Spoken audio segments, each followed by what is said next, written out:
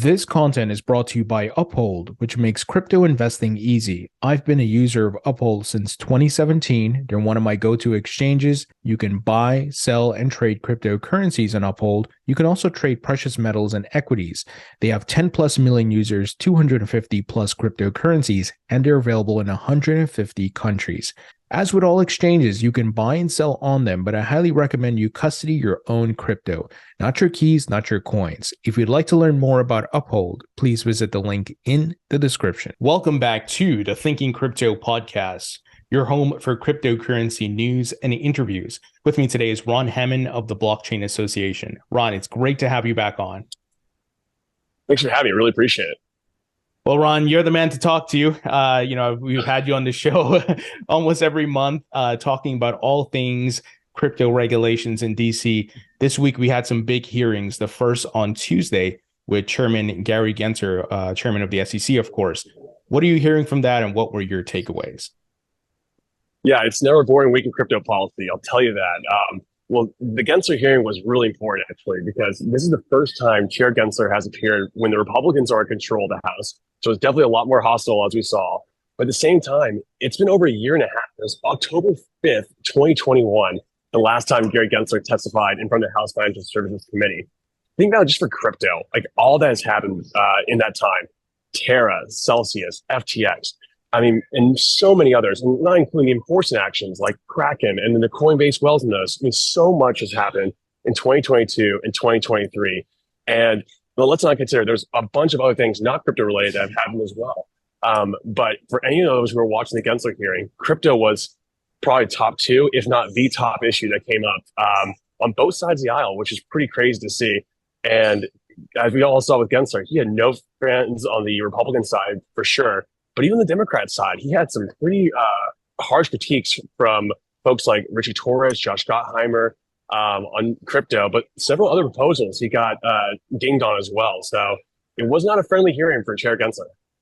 Yeah, and something I expected Brad Sherman to be an advocate and a friends with him, of course. But I was not expecting Maxine Waters. I thought she was warming up more to crypto. Did the Sam Bankman-Fried FTX situation leave a bad taste in her mouth or something? I think you can say that, but also that the politics really kicks in here. The Democrats, right now it is a split Congress. The election for the president is pretty close, actually. And so Democrats want to make sure they stay united in their messaging. And that's why when I highlight some Democrats, like Richie Torres and Josh Gottheimer, who broke away from the Democrat Party to attack another Democrat, it's pretty crazy, at least in the political world. It's very ill-advised to attack your own party. But these guys said, I'm so frustrated with the approach of the SEC, a moderate and a progressive, that they attacked their own party. For Maxine Waters, I wasn't too shocked. That's, again, candidly what they would probably do anyways, because they're on the same political party. So that's why, again, want to just highlight those who broke ranks. And that's a huge deal because they are very frustrated with the approach the SEC has taken, if it's not evident enough already. Now, Gary Gensler, they really came after Gary Gensler, and he was feeling the heat a bit. There seems to be some nervous moments there. But what would be the next steps? And I think I do have some interviews lined up with like Tom Emmer and so forth to talk about this. But are the Republicans, are they going to put some bills in place to, curb the SEC's enforcement or reduce their budget? What are you hearing about that? Yeah, we saw several proposals actually in that hearing, and even just like ideas of what one looks like for Chair Gensler. Either to be actually trying to impeach him. I've heard some folks trying to do that, but that's going to be pretty tough to do that actually, especially again considering that the Senate is the one that's controlled by the Democrats. But we also saw my old boss, Representative Warren Davidson from Ohio, propose a structure for the SEC that removes a chairman and has a director of the board. And the director cannot be a former SEC chair. So that's one proposal. And while it sounds like a great idea, unfortunately, again, it's not going to advance past the Senate. So a lot of these things are more for messaging purposes. But at the same time, again, I want to highlight that the oversight part of this was intense for Chair Gensler. We had folks on the Republican side saying, hey, look, you didn't respond to my letter from several months ago. Or, hey, there's been a request I put in for the FTX situation and documents, and all you gave me was public information. And I know there's other stuff behind the scenes that you're not sharing, even though the investigation's ongoing. you need to comply with Congress here, and you are not. I mean, there are still very serious questions that both sides of the aisle have on the FTX situation and the timing of the arrest. Again, recall, SBF was supposed to testify in that same exact committee right before he was arrested. And there are a lot of questions. So we'll see what else comes with the oversight process. But don't get me wrong, there is still a lot more that Chair Gensler is going to be in the crosshairs for, especially for the Republicans. And is there another hearing or already scheduled, or there's a tentative date for him to come back in? I don't think it'll be for quite some time. Typically, for these hearings, you can't have the SEC chair there all the time, as much as some of the Republicans want to. But you'll probably see him come back either later on this year or potentially early next year. I'd say probably maybe a November timeframe of this year, he maybe make an appearance again. I think Tom Evans said it best. He should probably bring a cot because he's going to be there a lot. And so we can also see other folks at the SEC potentially testify as well. So like the Inspector General, for example, the Director of Corp Fin. So there's other folks who can also be, quote, surrogates of sorts for Gensler that will also probably brought to testify more in the near term, actually. Do you feel there's, from this hearing, and maybe too early to judge this or get the feedback, that maybe other members of Congress are looking and saying, this guy doesn't know what he's doing. This is amateur hour. He can't answer certain questions. He's, I think Tom Emmer, Warren Davis, and these folks did a great job just kind of breaking down his narratives, that maybe more people who are on the fence about crypto in Congress and in government are like, okay, we need to figure this out. Exactly. Actually, I think my favorite line of question actually came from Richie Torres in the Stablecoin hearing, where he went after Chair Gensler's approach to stablecoins. And he said, Chair Gensler has said that he has the authority here and he believes these are all securities.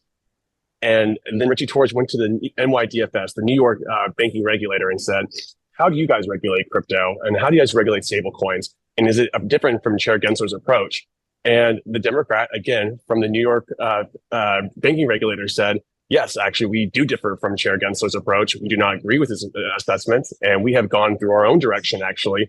It's a lot more comprehensive and a lot more clear. And so that was funny to see, again, the dichotomy of Democrats saying, like, no, I disagree with our own party here, or at least the chair of the SEC in their direction. So I think that's really important to highlight because, again, for politics, the Republicans are always going to attack Chair Gensler, and they can really make him feel the screws. But at the same time, when a Democrat does it, that means a lot. And that there's several, which is really rare in the case of Congress.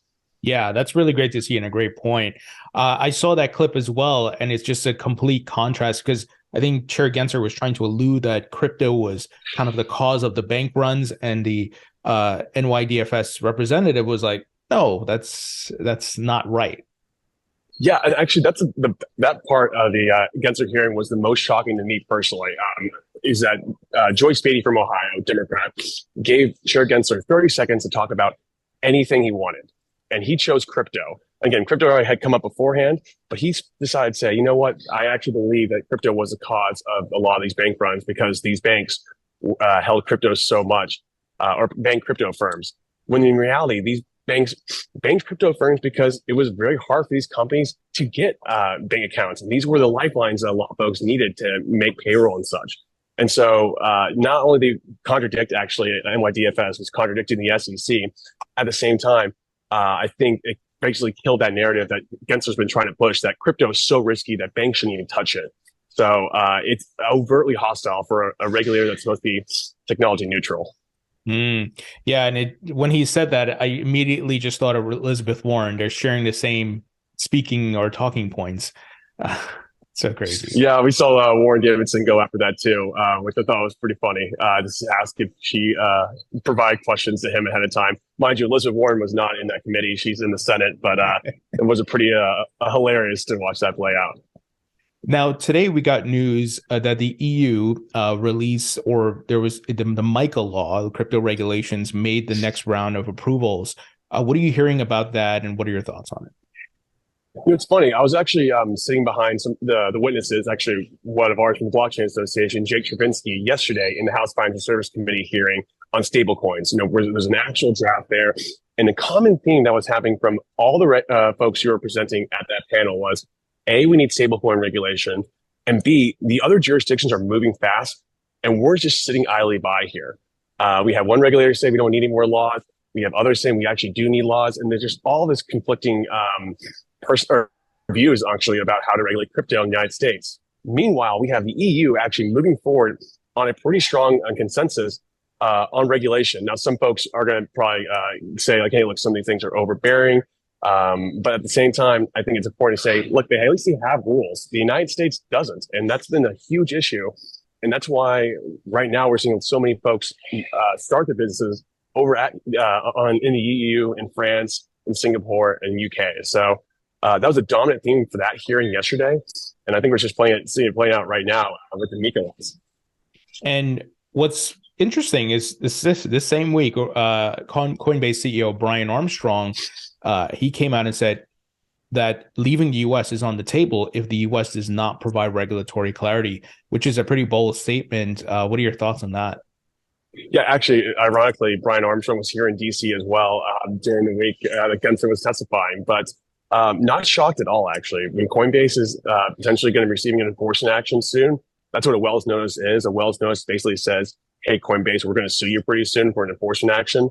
Coinbase said, okay, look, the United States is hostile to a U.S. company, even though they're listed on the New York Stock Exchange, even though they're publicly traded, they're still being subject to Wells notices left and right from the SEC.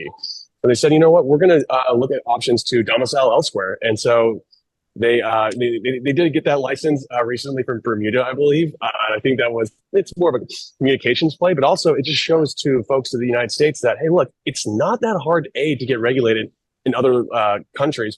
At the same time, it's not that hard to move, especially in Coinbase's case, a decentralized company abroad, because that's what they've been doing for quite some time, is decentralizing their headquarters, and it's really easy to do such. So the threat is real. Other jurisdictions are clamoring to have these huge companies in their jurisdictions, and the United States is missing out left and right. And are there any other major crypto hearings coming up with Congress?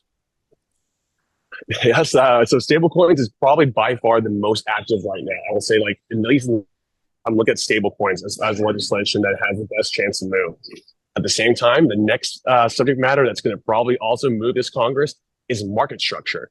Market structure is pretty vague, but that means kind of basically where's the SEC and CFTC's line?